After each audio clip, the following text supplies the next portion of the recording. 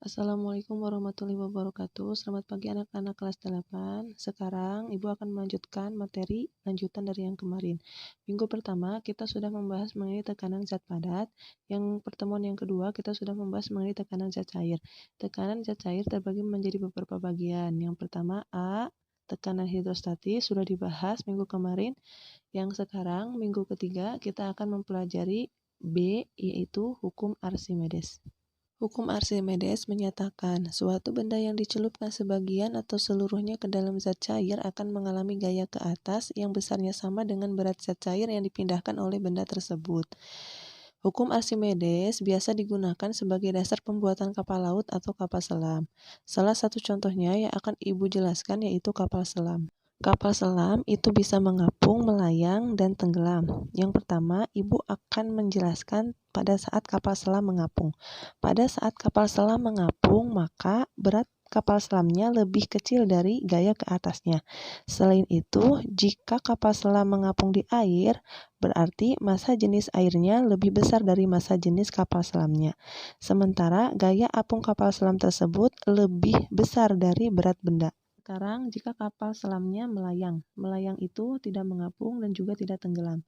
Pada saat kapal selam melayang, gaya ke atas yang dialami kapal selam tersebut sama dengan berat kapal selam tersebut, sehingga kapal selam tersebut akan melayang.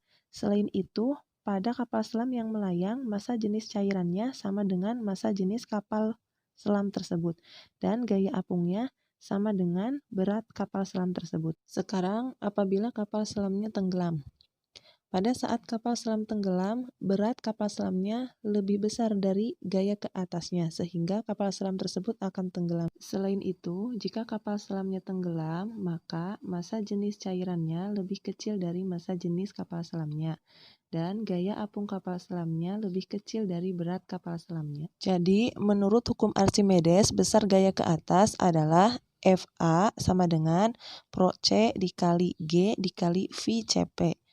Artinya, Fa-nya itu adalah gaya apung, satuannya Newton, Pro C-nya adalah massa jenis zat cair, satuannya kilogram per meter kubik, G-nya adalah percepatan gravitasi, satuannya meter per sekon persegi, VCP-nya adalah volume zat cair yang dipindahkan, satuannya meter kubik. Contoh soal. Sebuah benda bervolume 0,5 meter kubik tercelup seluruhnya ke dalam air. Jika massa jenis air 1.500 kg per meter kubik dan percepatan gravitasi 10 meter per sekon persegi, berapa gaya ke atas yang dialami benda? Jawab, diketahui. Sebuah benda bervolume 0,5 meter kubik tercelup seluruhnya ke dalam air. Berarti itu apa? VCP. VCP-nya adalah 0,5 meter kubik. Jika massa jenis air lambangnya adalah Pro C. Pro C-nya adalah 1.500 kg per meter kubik. Satuannya sudah sama ya. Percepatan gravitasi 10 meter per sekon persegi. Gravitasi itu apa? G. G-nya adalah 10 meter per sekon persegi. Yang ditanyakannya apa? Berapa gaya ke atas yang dialami benda? Gaya ke atas atau gaya apung ya. Yang ditanyakannya berarti Fa. Rumus Fa adalah Pro C dikali G dikali VCP. Pro-nya adalah 1.500 dikali gravitasinya adalah 10, V-nya adalah 0,5. Dan hasilnya dikalikan 4.500 Newton. Materi yang selanjutnya yaitu C, hukum Pascal. Hukum Pascal menyatakan tekanan yang diberikan pada zat cair dalam ruang tertutup akan diteruskan ke segala arah dengan sama besar. Contohnya adalah pompa hidrolik pengangkat mobil. Cara kerja model pompa hidrolik. Lihat pada gambar. Pada gambar itu ada F1, A1, P1, P2, A2, dan F2. Cara kerja pompa hidrolik yaitu F1. F1 adalah gaya dorong pertama. Gaya dorong pertama akan menghasilkan tekanan.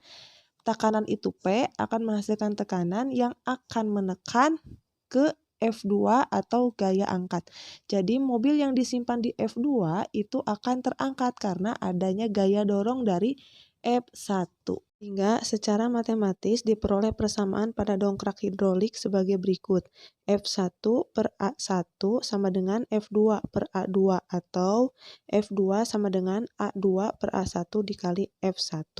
Dengan keterangan P-nya adalah tekanan, satuannya Newton per meter persegi, F1 dan F2-nya adalah gaya yang diberikan atau satuannya Newton, A1 dan A2-nya adalah luas penampang, satuannya meter persegi.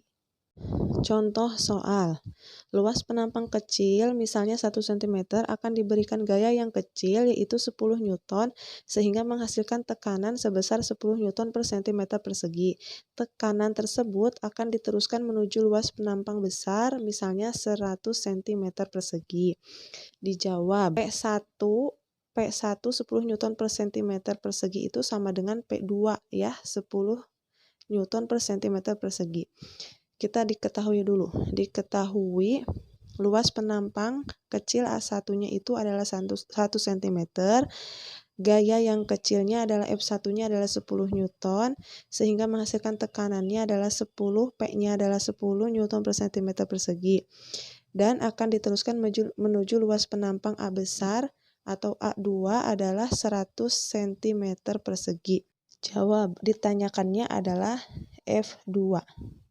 Nah, kalian bisa menggunakan rumus yang ini, bisa juga menggunakan rumus yang satunya lagi. Sekarang Ibu akan menggunakan rumus yang ini ya. Dijawab, P sama dengan P. Tekanan pertama sama dengan tekanan kedua. 10 Newton per cm persegi sama dengan 10 Newton per cm persegi. Masuk ke rumus. F1 per A1 sama dengan F2 per A2. Lalu kita jawab F1-nya berapa? F1-nya adalah 10 Newton per A1-nya adalah 1 cm persegi sama dengan F2-nya yang ditanyakan, lalu A2-nya adalah 100 cm. F2 kita kali silang ya. F2 sama dengan 10 Newton dikali 100 cm per 1 cm persegi. Hasilnya adalah 1000 Newton. Bisa kalian perhatikan satuannya itu beda dengan keterangan. Kenapa nggak dirubah? Karena hasilnya kalau mau dirubah juga hasilnya tetap 1000 Newton, nggak dirubah juga hasilnya 1000 Newton. Jadi silahkan, kalau mau yang dirubah silahkan, kalau yang nggak dirubah juga silahkan. Kecuali kalau dirubah hasilnya berbeda, maka harus disamakan dengan keterangan di rumus.